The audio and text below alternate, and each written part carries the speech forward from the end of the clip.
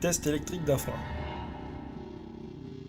Le but de ce test est de vous aider à vérifier le bon fonctionnement électrique d'un frein. Présentation mécanique. Les freins SEV sont principalement constitués d'une bobine faisant office d'électroaimant permettant de libérer le disque porte-garniture lorsqu'elle est alimentée. Présentation électrique. La bobine est elle-même composée d'une bobine d'appel et d'une bobine de maintien, d'où l'existence des fils bleus, rouges et blancs.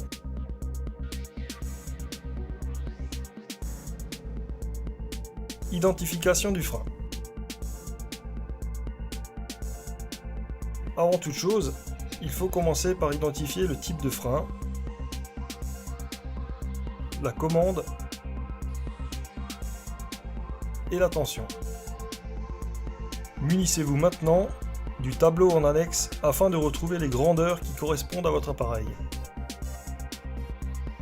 Contrôle du raccordement.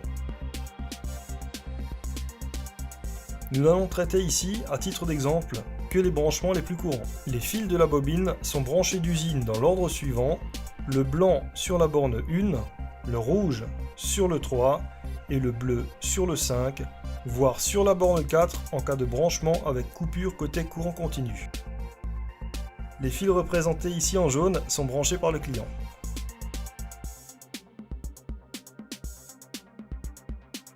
Mesure de la bobine de frein. Avant de procéder aux mesures, pensez à consigner l'installation électriquement.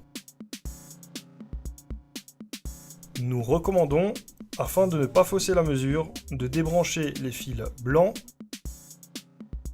rouges et bleus de la commande de frein. Équipez-vous d'un ohmmètre.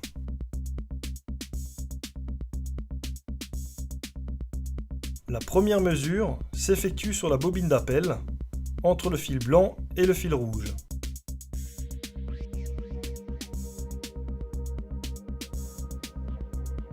La valeur mesurée ici à titre d'exemple est de 305 ohms. La seconde mesure s'effectue sur la bobine de maintien, entre le fil blanc et le fil bleu. La valeur mesurée est de 894 ohms. Afin de confirmer les mesures, on peut maintenant effectuer une troisième mesure sur l'ensemble de la bobine, soit entre les fils rouges et bleus. La valeur mesurée devrait donc correspondre à la somme des deux valeurs précédentes.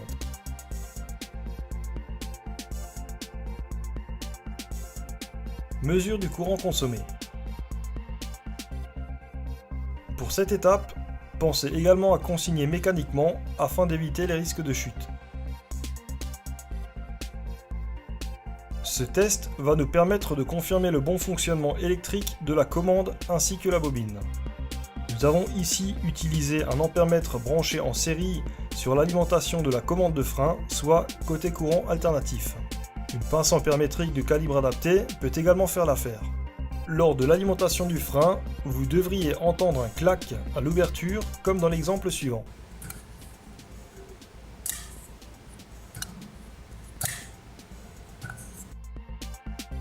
La valeur de courant relevée ici est d'environ 104 mA.